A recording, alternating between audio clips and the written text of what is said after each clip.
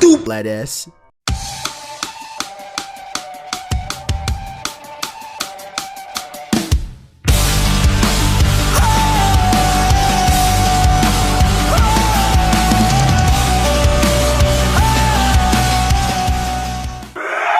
Hey guys, what's up? So, basically, for Christmas, I was given this cool little gift right here.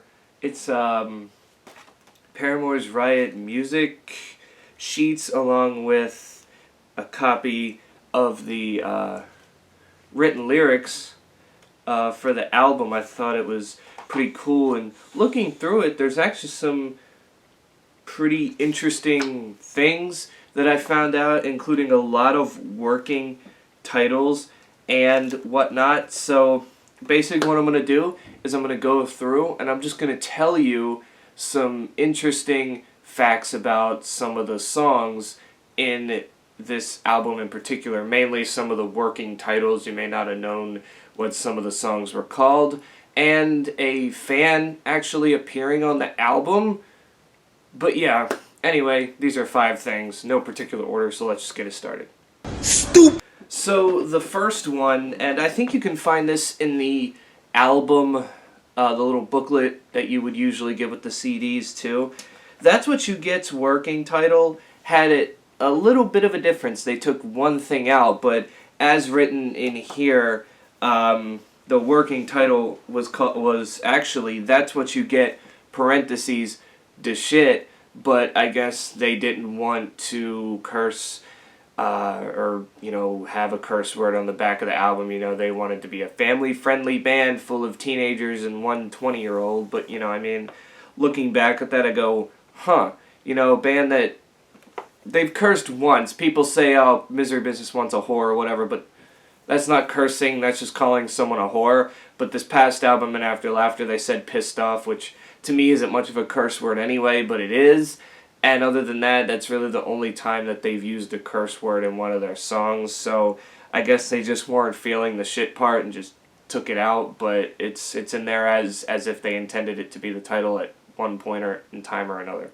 Stupid. This one involves When It Rains, as the original working title for that was Coldplay Take Your Time, or parentheses, Take Your Time, Take My Time.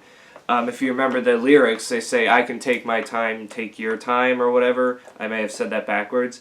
Interesting why it was called Coldplay. Still trying to figure out why that was the working title, but I guess they just thought When It Rains goes off the tongue better and it's easier to remember in this case. So, I think I like it better as When It Rains because I wouldn't be able to remember the working title. Stupid. And the last one we're going to talk about that involves working titles is actually Let the Flames Begin. Now, that had a sequel called Part 2 on the self-titled album back in 2013, but it originally wasn't supposed to be called Let the Flames Begin. It was actually supposed to be titled This Is How We'll Dance. And to me, this one had the biggest change because, at least with When It Rains, it had 2, lyrics in the title minus the Coldplay part. And with That's What You Get, they just took out the small parentheses, the shit thing. This one, the line, This Is How We'll Dance, is not mentioned in the song.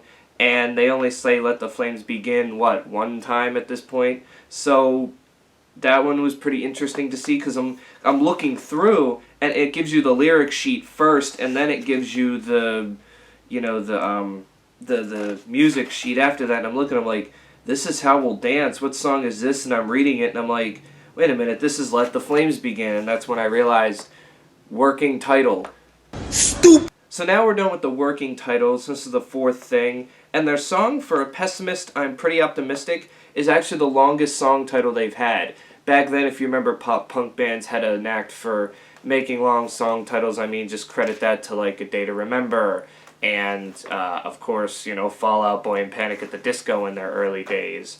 But Paramore never really stooped to that level, except for one time with Riot's Kickoff for A Pessimist, I'm Pretty Optimistic. It's a lot shorter than what you would see from some other pop-punk songs, but it is their longest song title to date, and they never really tried again to go that long. They basically had a saying as a song title, and we're like, yeah, let's leave the sayings out of this. We're not trying to be funny. We're trying to be serious here. So yeah. Stupid. And the last thing, if you remember the song Born for This, obviously you do, it's actually one of the better songs on Riot, the finale on the album, if you didn't get the deluxe edition, there was a contest held for fans, as fans were supposed to record themselves singing the backing vocals when Hayley Williams, alright, so you think you're ready, say it with me now, we were born for this, and then they shout it back. Well, there was a winner in this competition, and the winner of the contest was Mary Bonney of Virginia. And the person you hear that's yelling back, we were born for this, in the song,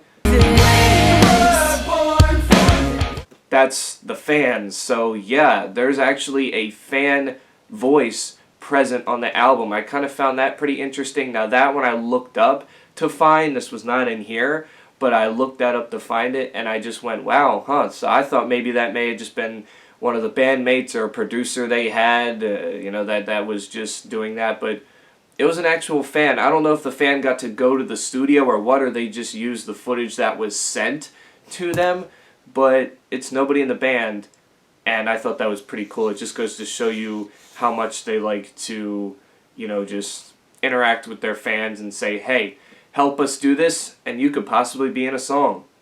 Stupid. So yeah, I thought that was interesting, just looking through this, because I really went, when I first opened, I'm like, alright, what is this? And I'm looking through and I'm like, oh shit, it's a music sheet.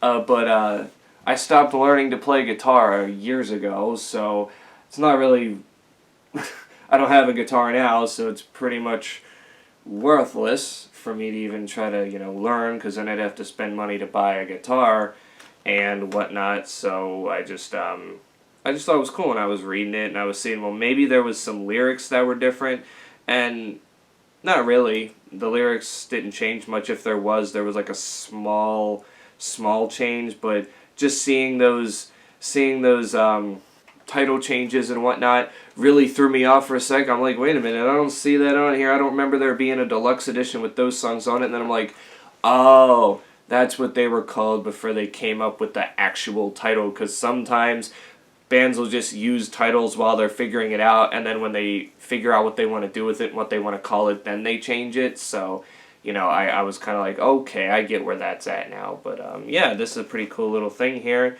And you guys can tell me in the comments below, did you know these facts? Were they present in your mind? And until then, I will catch you all in the next one.